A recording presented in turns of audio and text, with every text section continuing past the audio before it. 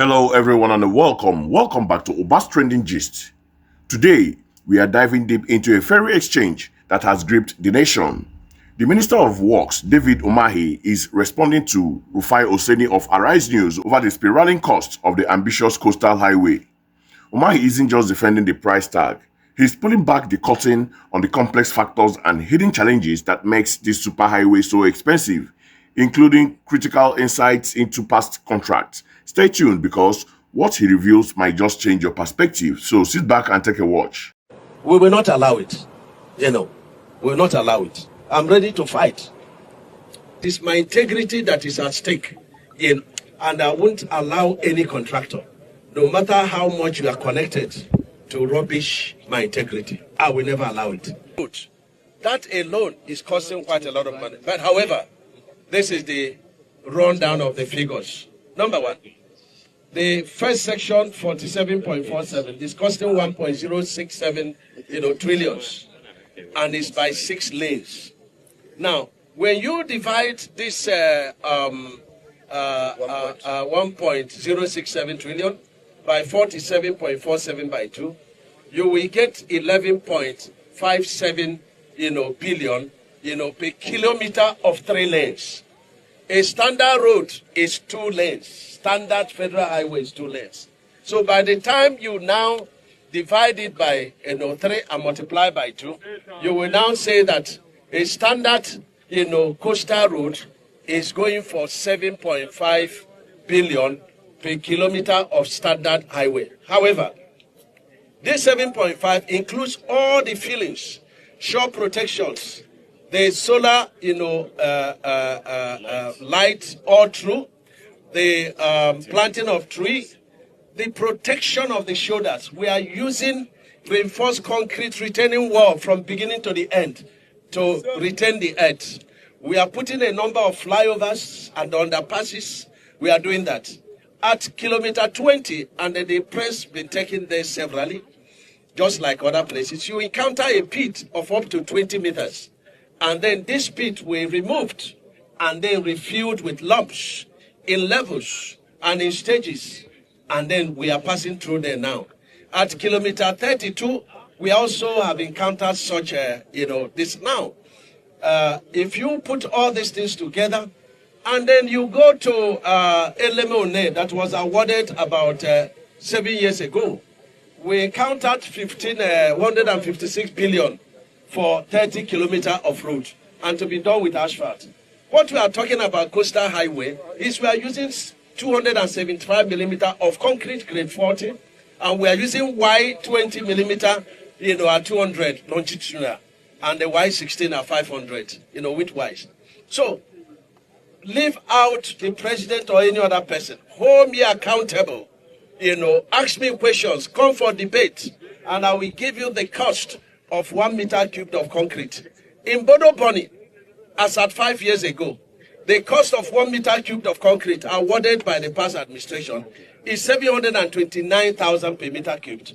We started coastal highway with 350,000 per meter cubed.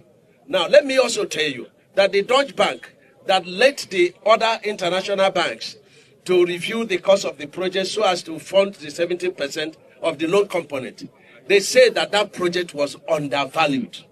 It was undervalued. And when it was time to contribute, to give the loan, that project was oversubscribed by $100 million US. And so if the financial institutions can give us this credit, we are ready to face anybody. But when you are criticizing us, be very objective and tell the public the truth. And the president, and I said before God I serve, has never specifications when it comes to the work that have been assigned to do so.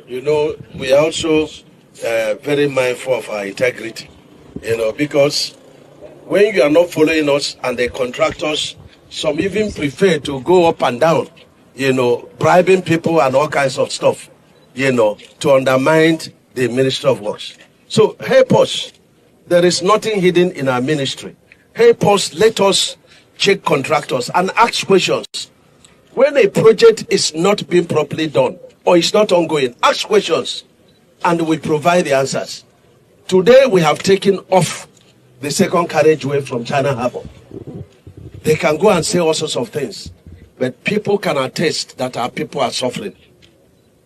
Whereas the president has directed no any NPC projects should stop. Contractors are, they're very trickish. They read newspapers. Oh, there is no funding. Oh, this. But this project, they still have our advance payment. So, if you cannot work when you are sure that the federal government will pay, I won't push a contractor to work when I know that, there is no funding. I won't do that. But when there is funding and you want to stay on the road forever and over as it's been happening in the past, we will not allow it. We will not allow it. I'm ready to fight. Yes. Complete failure, sir, to which we expect litigations in some cases where the contractor refuse to comply completely and complete the works given. They can go to court. Not a problem. But I've always said this. The lives of the people, very important. And that is the mandate given to Mr. President by God Almighty that brought him in spite of all obstacles. So when we save the lives of our people, we can meet in court. No wahala. Excellency, any timeline now for completion? Monday, new fresh timeline? Yes. If by the 15th of November, they don't finish the scope of work given to them, I will come here, I will terminate it. We must begin to try our local contractors. There are a lot of them that are doing very, very well. The problem with expatriates is that some of them have over 25 projects. I'm an engineer and I have confidence in local contractors. And I want you to check. From Monday, Tuesday, you see local contractors on this Abuja-bound carriageway. And I want you to judge the quality of work. After all, it's still our people that use it. It's all about discipline. It's all about discipline and sticking to the ethics of the profession. And we are going to prove it. We will give everybody room for their money. And we are very transparent, in achieving this. Yes. What's the cost per kilometer, sir? No. I would like you to ask me that question when I'm doing my final this thing. And the problem is that we are a bit being mischievous. I will run the figures again, and you will still ask me what is the cost per kilometer, again and again. But I will run it, and I will run it as a professor of engineering practice. And when I run it, keep it and use it and defend us. This is very important. So today, not today. Let me address the press. Please, this is very important moment. For government functionaries, you cannot be tired of explaining and explaining. Yes. And I'm not tired of explaining this 4 legacy project of Mr. President. And I want to plead with people. You shouldn't just be interested in cost per kilometer. You should be interested in the quality of the job, the kind of project we are doing, the impact of the project on the economy. Now, when people are asking cost per kilometer, I went to 4 television houses at the beginning of this project, and I've directed that my encounter with Arise, where I was using my head, and is it Rufai they call him, was using calculator. And it was Abati that was begging us, say, please, it was, that was begging us to stop, because I gave classical and empirical account of the project. But let me also say, apart from directing that encounter to be on social media, let me also rerun the program. Now, the first section is 47.47 kilometers, and it's 6 lanes. And these 6 lanes, we also have additional lane for... Wow, that was quite the defense from the Minister of Works, David Umahi. He certainly didn't hold back in addressing Rufai Oseni's concern about the coastal highways cost. Let us break down his key argument. Umahi emphasized that the first section of the highway, which is 47.47 kilometers long and features 6 lanes, is projected to cost 1.067 trillion naira. He then calculated that this translates to approximately 7.5 billion naira per kilometer for what he terms a 3-lane equivalent road, meaning one side of the dual carriageway. He strongly argues that this is justifiable given the project's superior specifications and the extensive work involved. He meticulously details several reasons for the high cost. Firstly, the project requires significant land filling and extensive shore protections due to terrain. Secondly, it includes advanced infrastructure like solar street lights throughout the entire stretch and extensive tree planting for environmental sustainability and aesthetics. Crucially, Umahi highlighted the use of reinforced concrete retaining walls from start to finish to stabilize the earth, a feature he states is vital for durability. The highway also incorporates numerous flyover and underpasses, which are complex and costly additions to any road network. He shared a specific challenge, encountering pits up to 20 meters deep that requires careful excavation and refilling with loamy soil in stages, a process that is both time-consuming and extensive.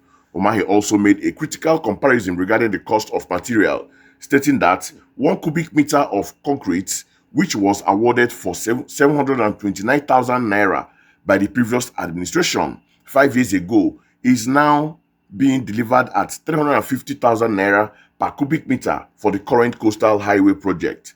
This suggests a significant reduction in unit costs under his ministry. Furthermore, he revealed that a Dutch bank review of a prior project found it to be undervalued and it was later oversubscribed by $100 million.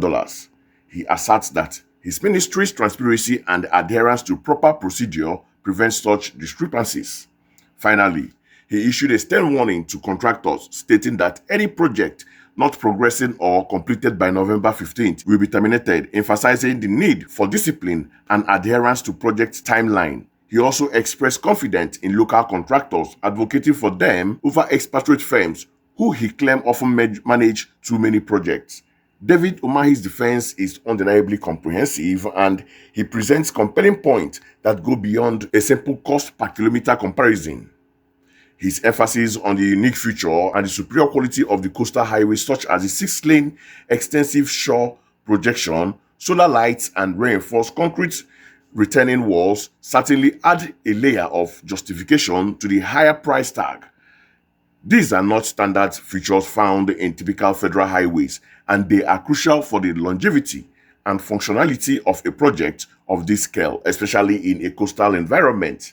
The minister's revelation about the difference in concrete cost between past and present administration is particularly striking.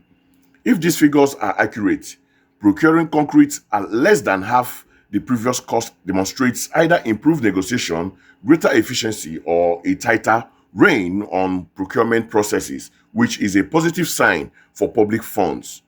His reference to the Dutch bank's assessments, indicating that previous projects were undervalued, also serves to legitimize his ministry's current higher cost estimation, suggesting they are a more realistic reflection of the true scope and requirements.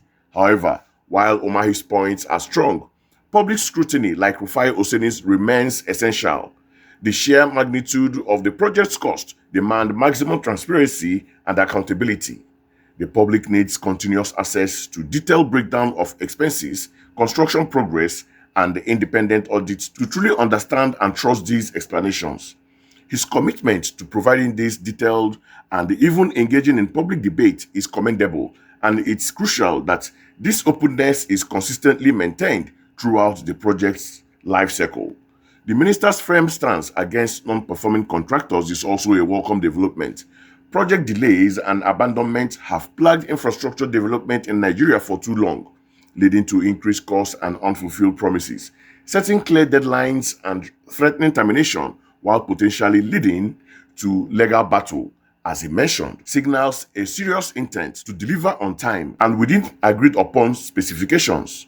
This focus on discipline and ethics in the profession, as he puts it, is vital for transforming Nigeria's infrastructure landscape. Ultimately, the success of this superhighway won't just be measured by its completion, but by its long-term quality, the economic impact it generates, and sustained trust of the Nigerian people through unwavering transparency.